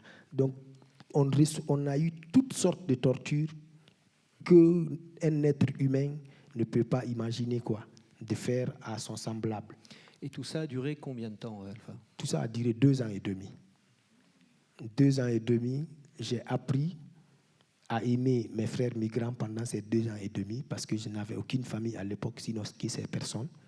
J'ai appris à connaître la vie de l'esclave que mes arrière-grands-parents ont vécu. J'ai appris tout ça là pendant ces 2 ans et demi. Et c'est de ce campo-là, j'ai été revendu maintenant pour Zabrata. Alors arrive au bout de ces 2 ans et demi, ce dernier maître qui apparemment était un peu moins dur et un peu moins torturant que les autres et qui un soir vient et vous dit allez, maintenant on part pour l'Italie. C'est ça? Oui, ce dernier maître, on l'appelait Mohamed Zabrata. C'est-à-dire, nous, les migrants, on donnait n'importe quel nom à nos maîtres. On peut t'appeler Rambo parce qu'il était très méchant. On regardait des films quand on était petit. Ou bien on peut t'appeler Colonel McCoy. Des trucs comme ça, quoi. Ou John Woo. C'est-à-dire, on ne connaissait pas le nom de nos maîtres, mais nous, on les attribuait des noms. Et lui, on l'a appelé Mohamed Zabrata parce qu'il avait ses jeunes frères qui nous surveillaient. Et on ne connaissait pas trop son prénom. On a donné le nom Mohamed Zabrata à cette personne parce qu'on a dit, bon, le prophète Mohamed, il était une personne de gentil. Et lui, au moins, il n'était pas trop méchant par rapport aux autres. Donc, il vient vous chercher. Il vient nous chercher un soir. Pendant qu'on a travaillé 9 mois avec lui. Ah oui. Il vient nous chercher un soir. Sur les dates. Sur les dates, justement. Ouais. Cueillette des dates. On cueillait des dates. Il vient nous chercher pour nous envoyer en bordure de mer. Mais avant, je vais vous rappeler qu'il y a eu des migrants qui ont été... Moi, je n'ai pas été torturé comme tel. Mais il y a eu des migrants qui ont été torturés, branchés de l'électricité pour qu'ils appellent les parents. C'est pourquoi vous allez voir le téléphone ici, pour qu'ils appellent les parents pour faire verser de l'argent dans un compte à l'étranger quelconque pour qu'on puisse te libérer. Et rassure-toi, même si on te livre parce que tu es noir, tu es un diamant, tu sors de là tout de suite, il y a un petit qui va t'arrêter devant là-bas, il t'envoie dans... Ce n'est pas des prisons normes nationales ou internationales, c'est des prisons inventées par des citoyens qui sont en droit de prendre toute personne qui est noire et l'envoyer le torturer parce qu'il est noir. De là, on m'envoie maintenant en bordure de mer pour la traverser. Il nous met dans le coffre de sa voiture. Il nous envoie parce qu'il nous avait dit, depuis le premier jour quand je suis venu, il nous a dit, parce qu'on était au nombre de 3, bon, moi je suis un passeur, si vous travaillez bien, je vais vous faire passer. Bon, je n'ai payé aucun franc pour ma traversée. Je suis resté là, mais c'est une promesse. On a eu beaucoup de promesses au cours de la route. Donc, je ne pensais même pas à ça. Je pensais maintenant à vivre le temps qu'il faut et à noter tout ce que je voyais, quoi. On a travaillé pendant les 9 mois et un soir, il vient, il dit, bon, Haya, Moudir, Tal, Italia. Il dit, n'a pas le choix. C'est une personne qui décide de ton avenir. On se met dans le coffre, ils nous envoient en bordure de mer, on retrouve d'autres migrants, 150 personnes ou plus. Serrés avec des... Ouais, ils nous embarquent. Mais à ma grande surprise, c'est un migrant encore qui conduit les autres migrants. C'est parce qu'il a été obligé de conduire les armes braquées sur lui. On l'apprend comment attraper le Zodiac, le moteur du Zodiac, en 10 minutes. On l'apprend comment tourner à gauche, tourner à droite. On lui confie la vie de 150 personnes pour nous montrer une étoile au ciel. Il dit, bon, vous voyez l'étoile? On dit, oui, c'est l'étoile la plus brillante. On dit, allez-y, sous l'étoile là, c'est là-bas l'Italie. Et là, il se passe quelque chose d'important dans votre tête au moment où vous êtes parqué avec les autres sur la plage et vous voyez le Zodiac qui est en cours de gonflement, les opérations, c'est la nuit, et vous vous dites qu'est-ce qui est mieux, qu'est-ce qu'il faut faire? Vous saviez les risques de la traversée de la Méditerranée, vous saviez l'enfer que vous veniez de vivre pendant 2 ans, vous saviez la difficulté donc de retourner, retraverser le désert, retourner dans votre pays. Qu'est-ce qui se passe à ce moment-là, dans votre tête? En ce moment, j'étais en train de penser. J'avais 2 options. Soit je reste en tant qu'esclave en Libye, mes parents n'ont aucune nouvelle de moi, ou je tente ma chance pour voir réellement si l'étoile là, c'est l'Italie. Soit mourir en mer Méditerranéenne, ou peut-être qu'un bateau de pêche ou quelque chose me sauve. Parce que parmi les groupes, les gens que j'ai rencontrés au cours de ma traversée, beaucoup ont été attrapés par les Asma Boys, qu'on appelle aujourd'hui garde-côtes libyens. Nous, on les appelle les Asma Boys. Qu'on les attrape, on les ramène dans les prisons. Ensuite, on les revend encore à des milices qui vont les utiliser dans des plantations. Donc, je savais déjà le risque que j'allais prendre en montant sur le Zodiac et pour aller en Italie. Donc, la meilleure façon pour moi, c'était soit de partir mourir ou de partir trouver une autre vie ailleurs, quoi. Ou peut-être que finir encore avec les mains des Asma Boys qui allaient nous sauver et nous envoyer en prison puis nous revendre. Repartir à zéro encore, c'était le circuit, quoi. Donc, c'était une personne perdue, mais il fallait prendre le risque et voir ce que ça allait donner. Donc, vous voilà parti à la poursuite de l'étoile. Et là, qu'est-ce qui se passe dans le Zodiac? On est parti à la poursuite de l'étoile. Pour nous, c'était l'Italie. D'abord, on se perd entre la Tunisie. On fait le tour de la Tunisie 2 fois. C'est-à-dire, on est parti en nuit, je ne sais pas à quelle heure, parce que je n'avais plus la notion du temps, sinon que le lever du soleil, coucher du soleil. Donc, on nous envoie. À un moment donné, on voit une lumière loin de nous. On dit une petite torche. C'était la nuit, ce n'est pas vers 5h ou 6h, on voit la lumière. Les gens ont commencé à se paniquer. C'est 2 cas. C'est soit les Asma Boys, les gardes-côtes libyens, soit SOS Méditerranéenne ou l'Aquarius qui allait nous sauver. Donc chacun avait peur. Tourne par là, il faut aller par là, tourne par là. Donc il y a eu la panique dans notre Zodiac. À l'arrière, il y a des planches dedans, il y avait des planches dedans. L'arrière, une planche s'est décollée et l'eau commence maintenant à rentrer dans le Zodiac petit à petit. Commence petit à petit, petit à petit. La panique commence maintenant une fois que l'eau est venue jusqu'au niveau de nos genoux. Et l'eau d'essence se mélange maintenant avec l'eau de sel. Je ne sais pas c'est quel composé chimique, mais c'est plus pur que l'acide. Ça rongeait la peau de certaines personnes. Et c'est ce qui a été d'ailleurs même grave. Les gens ont commencé à se bousculer, alors que devant nous, il y avait des hélicoptères qui tournaient. Chacun voulait être sauvé. L'Aquarius nous a envoyé un petit Zodiac pour nous distribuer des gilets. Et l'eau était déjà là. Chacun voulait maintenant monter en haut du Zodiac pour avoir un gilet. Donc chacun bousculait l'autre. Chacun voulait survivre, quoi. Ce n'était pas de la méchanceté, mais à l'instant T, c'est sauve qui paie. Et c'est là, il y a eu 7 personnes qui sont décédées suite à ces bousculades, dont 2 femmes et 5 garçons. Une femme enceinte parmi ces 2 femmes ont perdu la vie là-bas. Et ils nous ont jeté les gilets. Ils ont dit, bon, attends, bienvenue, c'est le mot d'ailleurs que j'ai appris de l'Aquarius, c'est le mot que j'ai beaucoup aimé. Ils ont dit, faites doucement, vous allez tous être sauvés. Un autre parle en anglais, un autre parle en arabe parce qu'on était des communautés venues de différents pays. Oui. Donc il dit doucement, doucement. Après, ils ont pris d'abord les femmes, les enfants. Mais moi, j'étais impatient maintenant. Le zodiaque est venu, le zodiaque de l'Aquarius voilà, est venu jusqu'à mon niveau. Je me suis jeté dans l'eau pour prendre le zodiaque de l'Aquarius. C'est ensuite une dame m'a pris la main pour me faire monter dans le zodiaque et m'a envoyé dans le grand bateau parce qu'ils envoient d'abord un petit zodiaque pour vous sauver et vous envoyer dans le grand bateau. C'est ainsi j'ai été sauvé et j'ai retrouvé le grand bateau où ils m'ont dit bienvenue, vous êtes libre. On est monté, j'avais plus les mots, j'avais plus de salive dans ma bouche, je savais plus quoi dire pendant au moins 1 heure du temps. On est resté là.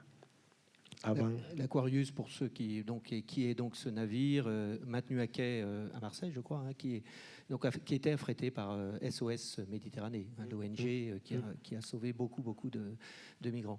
Et donc là, ça y est, le sentiment d'être sauvé, l'arrivée en Italie. Sauvé, on nous envoie en Italie où la police, nous sommes entourés par la police, des médecins, c'est-à-dire ils ont envoyé tout le confort possible, mais avec la police encore, parce qu'on n'était pas encore libre pour mettre des grillages à côté pour que personne ne se cherche.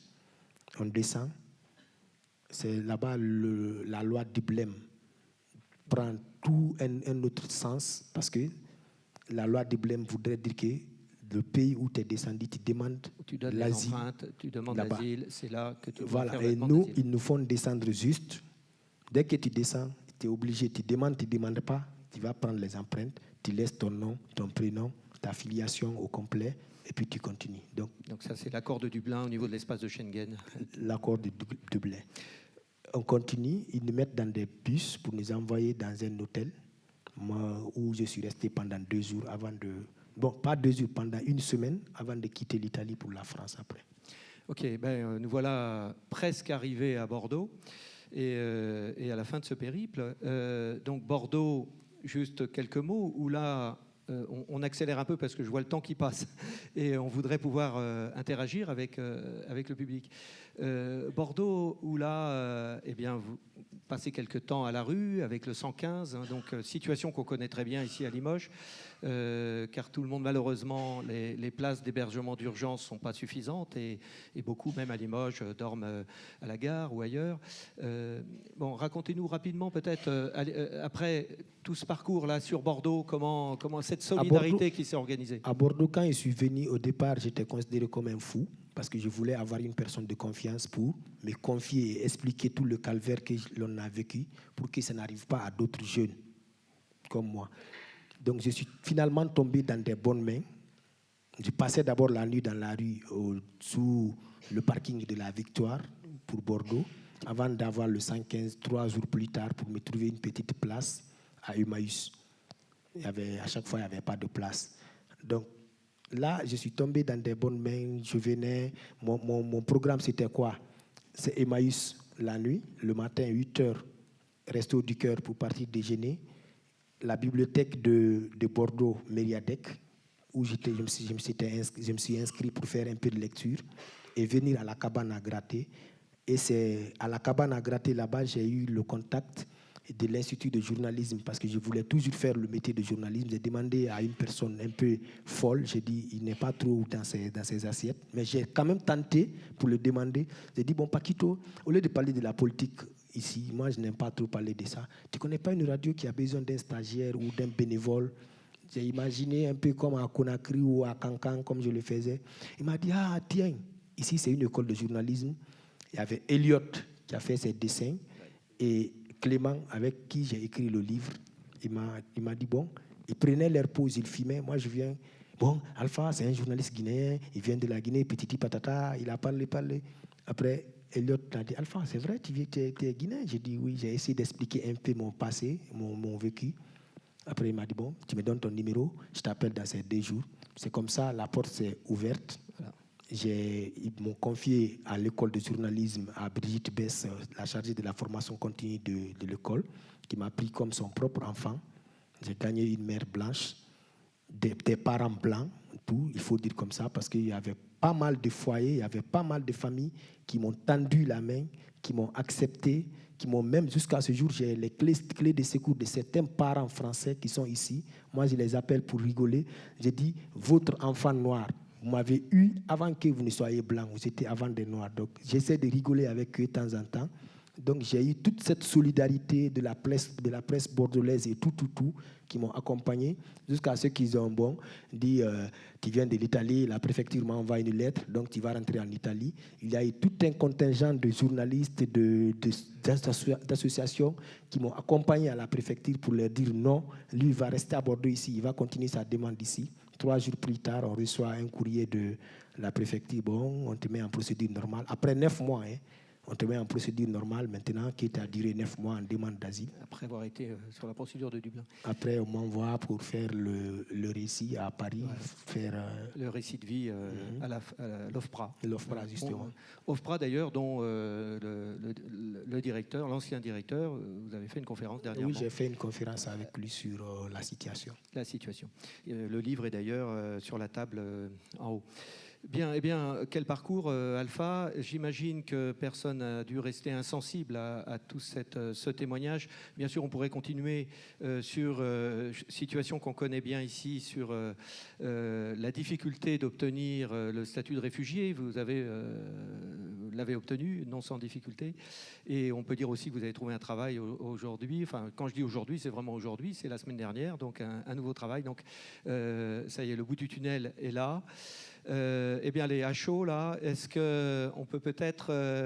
voilà, il y a 2 micros qui circulent, peut-être voilà, l'occasion de demander des éclaircissements, des précisions, des commentaires. Voilà, il y a déjà quelqu'un, super. Alpha. Jeune homme, nous sommes tellement fiers. On peut dire vous. un mot, madame, peut-être qui vous êtes, si vous voulez, ou pas. Non, on peut se présenter si vous voulez. On est tellement fiers d'avoir quelqu'un comme ça parmi nous. Vous avez toute notre admiration. Voilà, bonne continuation. Peut-être l'applaudir.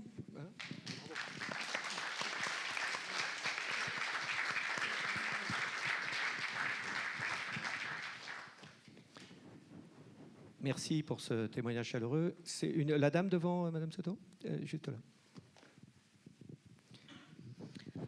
Oui, bonsoir, bonsoir Alpha, et merci pour ce témoignage en effet très poignant et très précis. C'est extrêmement précieux de savoir tout ce qui se passe derrière des sortes de, comment dire, de barrières ou de voiles qui nous empêchent de voir tout cela.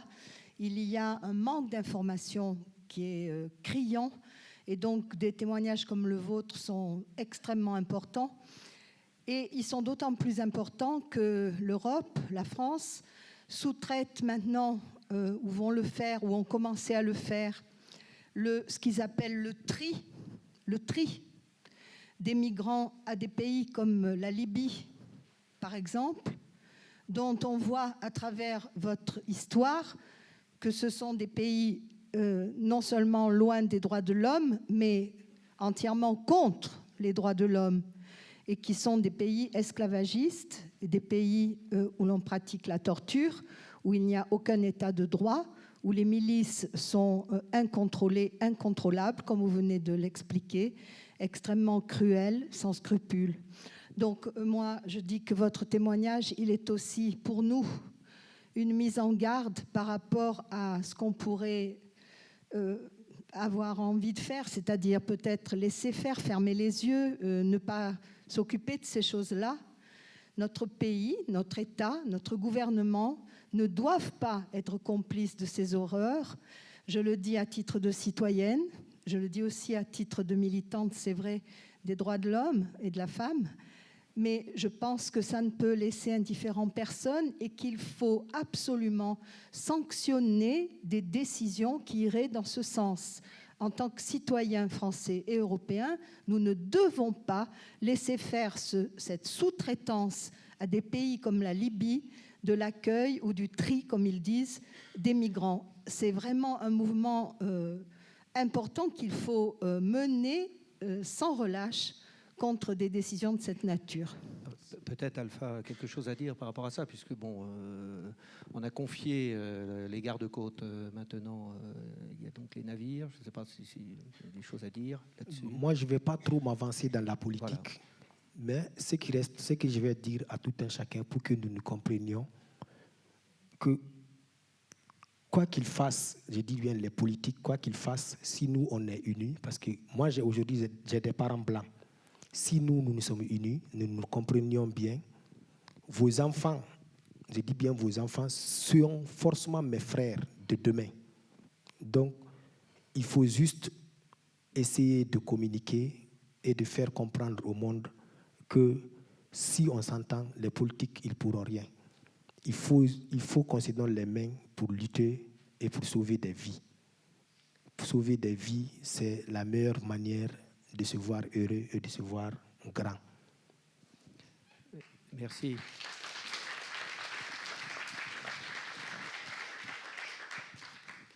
D'autres remarques, questions, commentaires? Bonsoir. Bonsoir, monsieur. Le problème, c'est le problème politique, monsieur. Quand monsieur Kadhafi, président de la Libye, l'armée française partit chasser Kadhafi. Aujourd'hui, la Libye n'a jamais été francophone. Le pétrole libyen, 20% français, compagnie française. Alors, qu'est-ce qu'on peut dire avec ça? Après tout ça, ça passe après Kadhafi. Vous savez très bien. Oui, Kadhafi, c'était le monstre. Bien sûr. Vous demandez Sarkozy pour ça. Eh oui. Monsieur Sarkozy, sur le 3, il disait que, excusez-nous pour la famille Kadhafi, nos missiles français abattent Kadhafi et son fils dans le convoi.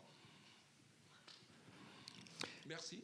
Il n'est pas impossible qu'on ait quelques responsabilités. En tout cas, moi, ce que je comprends, c'est un vrai problème politique.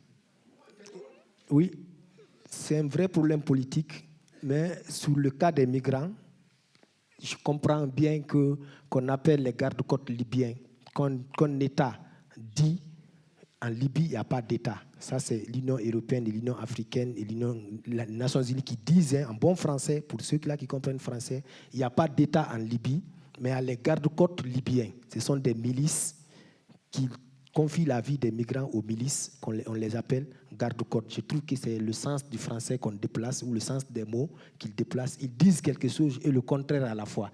Libye n'a pas d'État, mais il y a les gardes-côtes. Je trouve que les mots sont déplacés, quoi. Alors, il y a quelqu'un au fond. Et bonjour Alpha, c'est aussi Adama Diané de Guinée. Moi, je suis écrivain, j'étais aussi journaliste à la radio Horizon FM. J'ai été étonné quand j'avais appris la nouvelle et du coup, j'ai été envoyé un petit message. On a échangé un peu. Et donc, ça a été justement le cas aussi d'Adama Diané sur Limoges parce que là, moi, j'avais traversé exactement les mêmes choses, mais je pense que les contextes n'étaient pas du tout les mêmes choses. Moi, on m'a dirigé sur Limoges parce que là, Limoges, c'était la ville de la francophonie, alors que moi, j'étais quand même passionné de la littérature. Et donc, Marie qui a intervenu tout de suite, nous avons formé tout de suite un collectif de soutien à Adama, comme vous avez été confrontés, pour me dédubliniser avec le soutien de toute la ville de Limoges sans exception. Et se sont mis tous les corps professionnels, je veux dire les journalistes, les écrivains, les poètes, tout le monde se sont levés au mois de juin sur Limoges pour une manifestation pour moi. Et donc, ça a été aussi le cas pour me dédubliniser. Et j'ai repris les études aujourd'hui à la fac des lettres. Je continue très bien mes études. Ça se passe très bien. Comme tu as bien aussi tes parents blancs, moi aussi j'ai des parents blancs sur Limoges. Je suis bien entretenu. Et donc, c'était une petite parenthèse. Je ne peux pas laisser passer ce petit moment sans remercier de façon générale toute la ville de Limoges pour tout ce qu'ils font, pour tout ce qu'ils ont fait pour moi. C'est ce qu'ils ont fait pour l'amour de la littérature, parce que déjà, je suis venu avec mes œuvres. Et les éditions m'ont accepté que certains de mes manuscrits, mes petits poèmes ont été publiés partout. Ils ont distribué à des amoureux de la lecture. J'ai participé également avec le Pen Club également, qui est une organisation, une association nationale qui m'a invité à Paris pour présenter également des choses, leur soutien total de façon générale à la liberté d'expression. Et donc, je ne vais pas beaucoup m'en abuser. Je vais justement remercier la ville de Limoges, tous les écrivains de Limoges, tous les écrivains de France, tous les poètes du monde. Et merci vraiment pour tout ce que tu es en train de faire, Alpha. Et nous n'avons besoin que nous donner la main, comme vous l'avez dit. Mais j'ai une petite question. Est-ce que tout ce que vous avez fait, parce que je suis souvent vos interventions dans différents départements de France, qu'est-ce que vous avez vu, qu'est-ce que vous avez constaté comme un peu de changement par rapport à la situation de migrants qui sont restés aujourd'hui en Libye?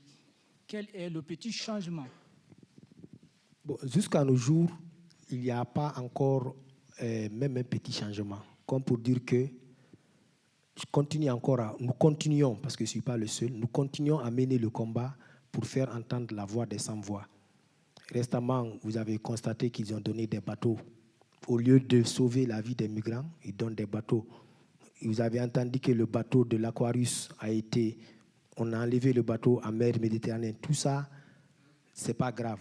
Mais que la vie de ces jeunes qui sont encore en prison en Libye soit sauvée. C'est-à-dire, si au moins qu'ils ne viennent pas en Europe, qu'on vienne les chercher, qu'on les ramène dans leurs pays respectifs pour sauver au moins leur vie. Moi, je trouve que jusqu'à ce jour, le combat, on continue à mener le combat. Il y a beaucoup d'acteurs qui continuent à m'accompagner et à me soutenir dans ce que nous sommes en train de faire. Mais c'est une chose, le combat va être long, mais ils vont nous entendre, ils vont essayer d'agir un jour. Merci, Alpha.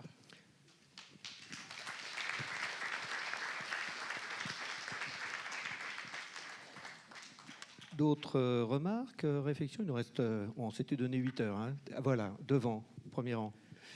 Moi, je voudrais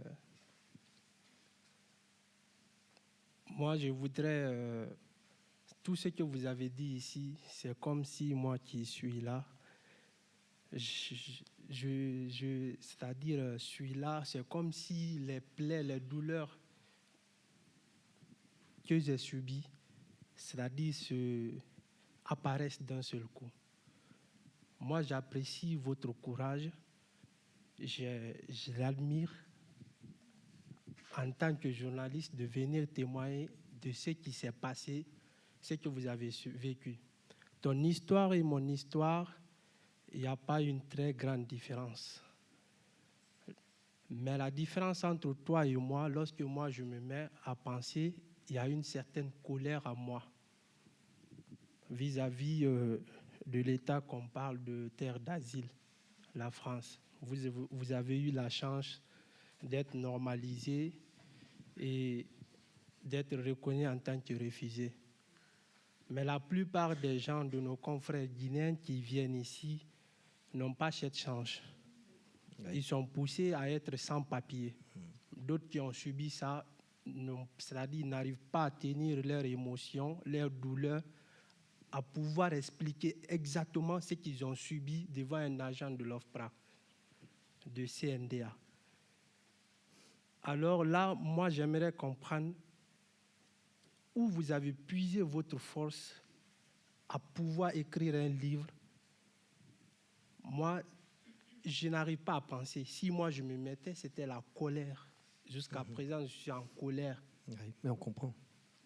Est-ce que vous ne comprenez pas? Tout ce qu'on a subi en Italie, les prisons qui sont financées par l'Union européenne pour retenir les immigrants en Libye pour ne pas traverser, et qu'on sait qu'il est plus facile de rentrer en Libye et plus difficile d'y retourner. Tout ça pour une stratégie de condamner les immigrants qui veulent vivre, qui veulent survivre, parce que là, on ne parle plus de vie, mais de survie. J'aimerais connaître votre courage, c'est-à-dire votre force à pouvoir écrire votre livre. Alors, Alpha. Ok, merci pour ces mots. Honnêtement, le courage, ce qui m'a donné le courage d'écrire, comme tu le dis, c'est ma nervosité là qui m'a donné le courage de parler, d'écrire et de témoigner. Moi aussi, je m'énerve comme toi. Même quand là où je suis comme ça, je suis nervé, mais je fais en sorte de tenir le coup pour au moins faire entendre la voix de tous ceux dont il vient de citer qui sont aujourd'hui victimes des belles phrases françaises, migrants économiques, migrants politiques. Ils sont victimes des mots. Parce que normalement, un être humain, on ne doit pas les scinder, dire que c'est un migrant économique ou un migrant politique. J'ai eu le courage pour témoigner pour que plus jamais ça, c'est-à-dire l'esclavage en notre monde, parce qu'elle n'est pas moderne, elle existe, quoi, pour que ça tombe dans des oreilles des bonnes personnes pour enfin pouvoir aider les uns et les autres. Sinon, je suis réfugié politique, je pouvais me taire. Mais mon métier de journaliste me dit, il faut aller, il faut dénoncer, il faut dire, il faut sensibiliser, il faut pousser les uns et les autres à aimer les migrants. Parce que le mot migrant, je ne l'aime pas trop. Si j'étais travailleur de, comment je vais dire ça, là où ils fabriquent les dictionnaires, j'allais leur demander d'enlever le mot migrant parce que le mot migrant, c'est un diminutif, quoi. On diminue un être humain quand on te dit migrant. Une fois qu'on te dit migrant, tu es petit là où tu es. Avec le mot désolé. Si tu es migrant, c'est désolé qui suit derrière. Bon, je vais étudier, je vais à l'université. Non, désolé, on ne peut rien pour vous. Vous êtes migrant, on ne peut rien. Donc, tu es une personne hors sujet, quoi. Donc, c'est tous ces mots qui m'ont poussé et qui m'ont donné le courage d'écrire parce que c'est ma nervosité et mon métier de journalisme, mais aussi en pensant à nos frères qui sont décédés sur le désert et en mer Méditerranéenne. Il n'y a pas 3000, il n'y a pas 4000. Les chiffres qu'on donne dans les médias, je le dis, partout là où je passe, ce sont des chiffres erronés parce qu'ils ne sont pas partis en Libye pour voir le nombre de personnes qui sont décédées, torturées, ligotées dans des prisons, qui sont décédées et enterrées sur le désert. Ils donnent des chiffres. Bon, 4000 personnes sont décédées, ce sont des faux chiffres, ce sont des chiffres qui ne sont pas vérifiés. Il y a eu des milliers de jeunes qui sont décédés en Libye. Donc pour eux, pour que leur mort ne soit pas en vain, j'ai décidé de témoigner parce que si moi aussi je mourais, peut-être qu'une autre personne allait parler au nom de tous ceux qui sont morts. Donc c'est cela qui m'a donné le courage de parler pour nous.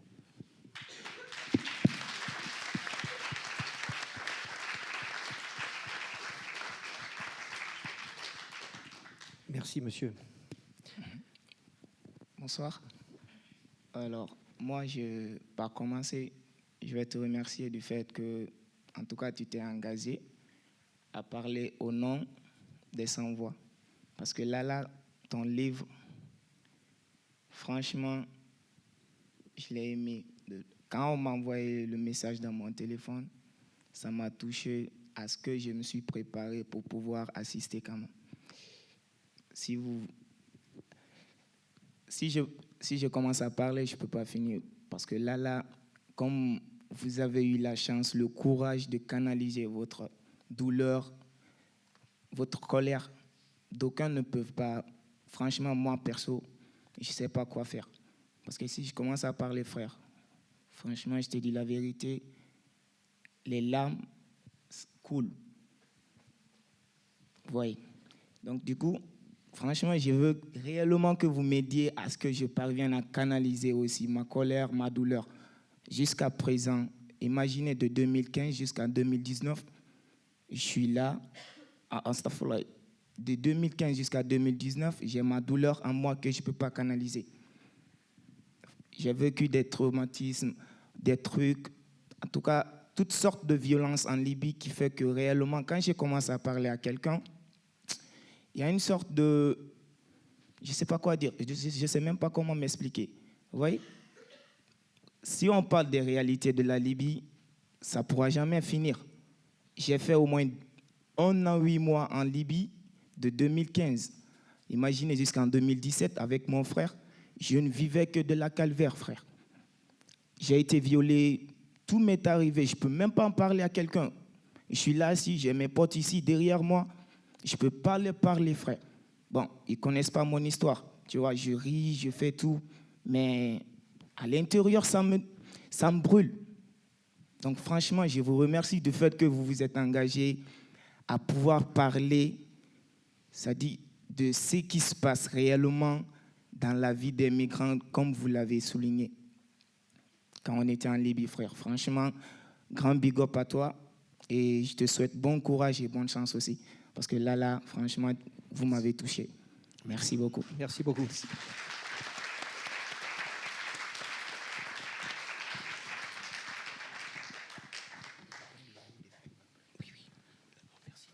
Oui, je voulais remercier Alpha pour... je suis devant. Ah.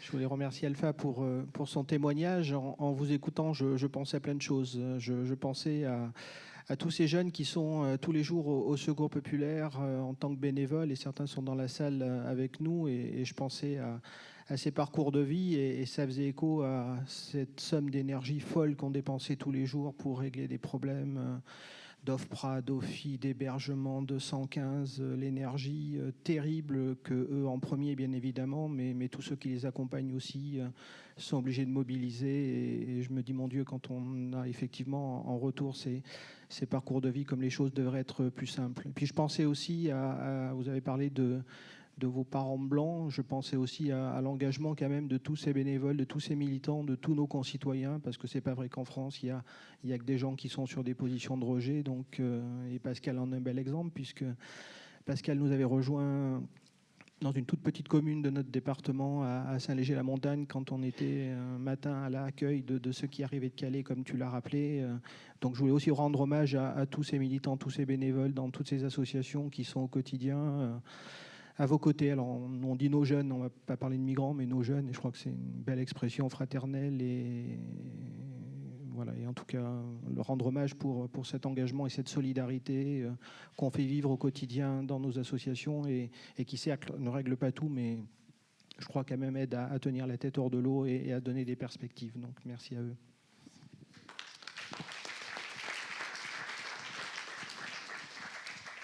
Merci Thierry. Une autre question.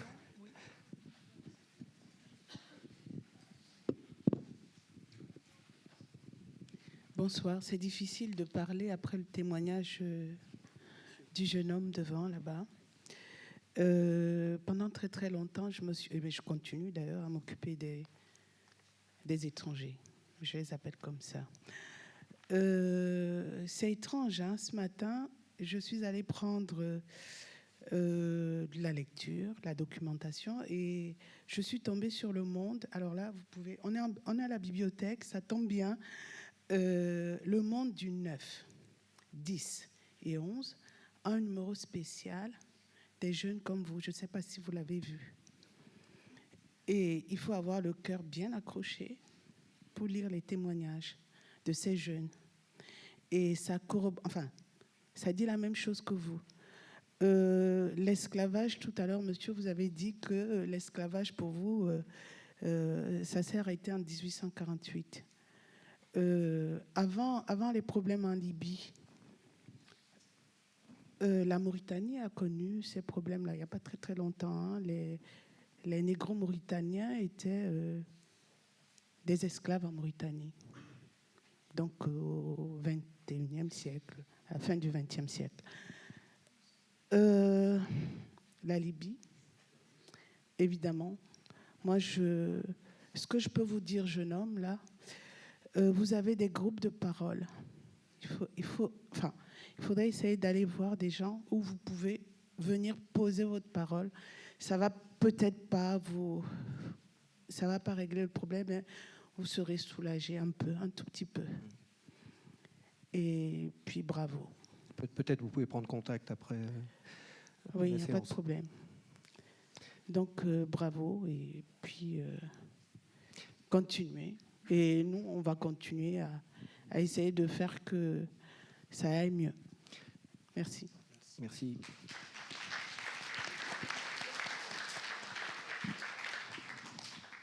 Alors, c'est encore quelques témoignages. Est-ce que quelqu'un veut poser une question encore ?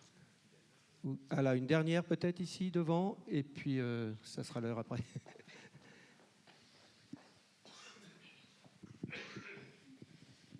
Merci. Bonsoir Alpha, bonsoir. Du coup, c'est pas vraiment une question en fait, c'est plus pareil un partage. J'ai travaillé dans la demande d'asile.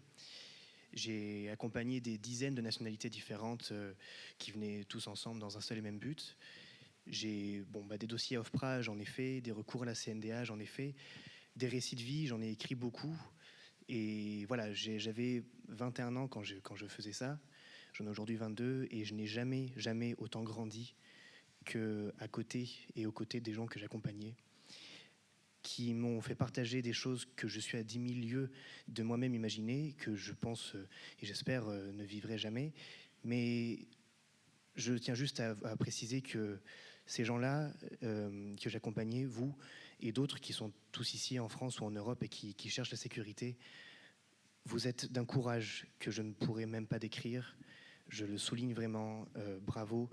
Et je vous trouve, vous, très courageux d'avoir pu témoigner à travers ce livre que j'ai lu, que je souhaite que plus de gens puissent le lire et se rendre compte vraiment de ce qui se passe, en Libye notamment, mais dans d'autres pays qui contraignent les trajets les trajets de ces gens qui cherchent la sécurité. Voilà, je vous trouve tout simplement très très courageux et je vous remercie de nous avoir fait partager votre expérience à travers ce livre et cette conférence aujourd'hui. Et voilà, merci à vous.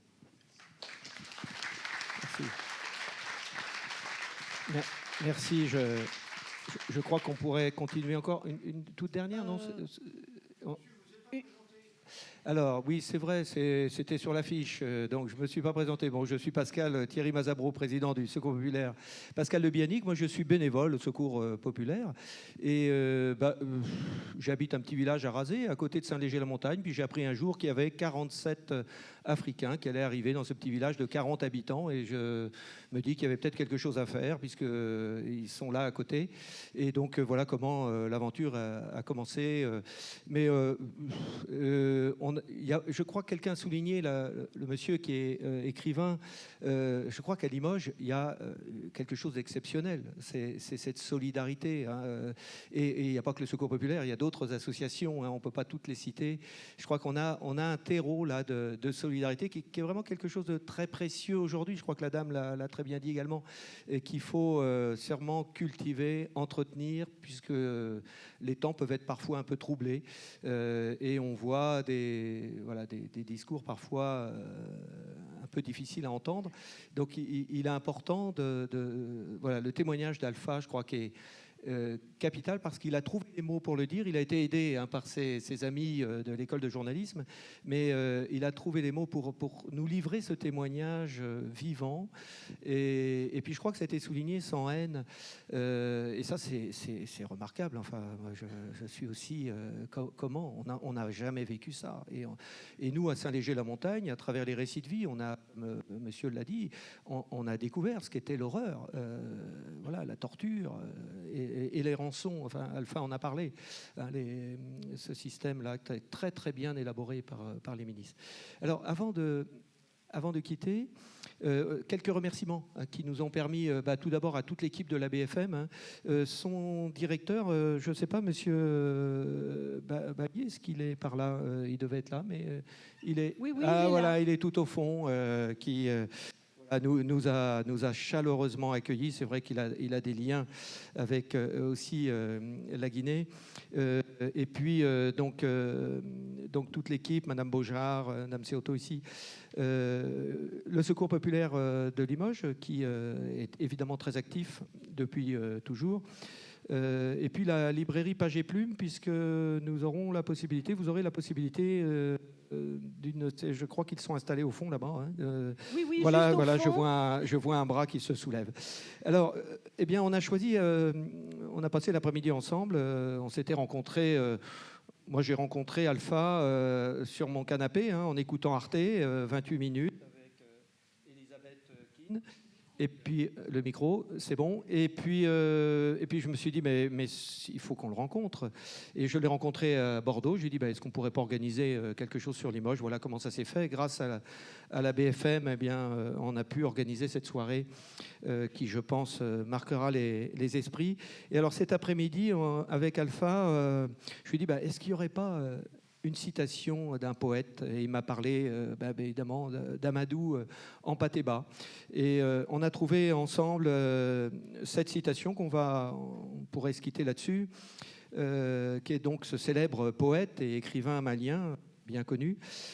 Si tu penses comme moi, si tu penses comme moi, excusez-moi pour cette... si tu penses comme moi, c'est peut-être la fatigue. Si tu penses comme moi, tu es mon frère.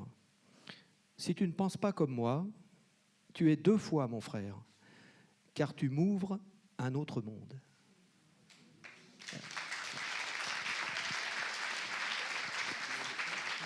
Le mot de la fin pour Alpha. Voilà, moi, bon, ce que vous êtes tous là, c'est dans le cadre de la migration. Pour moi, vous êtes porteur de messages vis-à-vis des gens qui ne sont pas méchants, hein, mais qui n'ont pas la bonne information. C'est-à-dire, en France aujourd'hui, il y a des anti-immigrants, il y a des fronts, il y a à gauche, il y a à droite, je ne comprends rien. Mais pour moi, vous qui êtes là aujourd'hui, vous allez être des messagers, c'est-à-dire des porteurs de parole vis-à-vis de ces personnes. Je dis bien encore qui ne sont pas méchants, qui ne sont pas mauvais, mais qui n'ont pas la bonne information ou qui n'ont pas vraiment voyagé, même si ce n'est qu'un jour. Nous, on va tous quitter cette planète Terre. D'autres générations vont venir, elle va rester, elle aussi, elle va partir. La Terre, elle n'appartient à personne. C'est juste un temps qu'on vient faire ici. Il faut que nous comprenions. Vous avez des enfants. Je vous ai dit tout à l'heure, vos enfants peuvent être mes frères ou les maris ou les cousins de mes enfants qui vont venir après. Appelons notre monde à plus d'unité, à plus de concorde et de solidarité. Donnons des bonnes leçons à nos enfants qui vont venir après nous.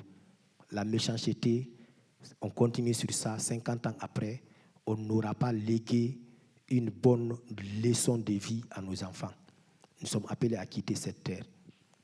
Conjuguons ensemble l'unité et la sérénité. Les migrants qui viennent ici, d'autres disent qu'ils sont des migrants économiques, ils viennent pour piller notre économie. C'est parce que eux, là-bas, là où ils sont dans leur pays, ça ne va pas. À un moment donné, si ça ne va pas, tu vas te chercher. Ils sont venus chercher une seule chose, se confier. Nous sommes venus nous confier en vous. Acceptez-nous, ouvrez-nous les portes. La vie ne sera plus belle. La vie, elle sera plus belle pour nous. C'est vous et nous.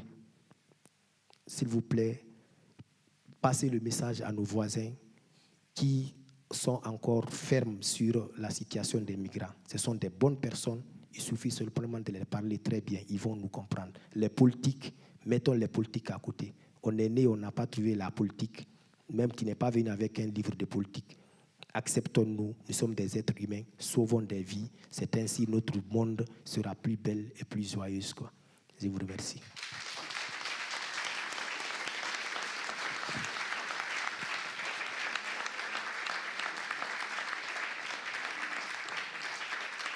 Merci beaucoup à tous les deux pour ces belles paroles. Merci. Vous allez pouvoir à la sortie pouvoir acheter le livre d'Alpha Kaba, qu'il pourra même vous dédicacer. Donc n'hésitez pas, il y a une personne de la librairie Page et Plume juste en haut des marches. Il y a aussi une personne d'Amnesty International qui a une pétition qui pourrait vous faire signer. Je vous passe la dame.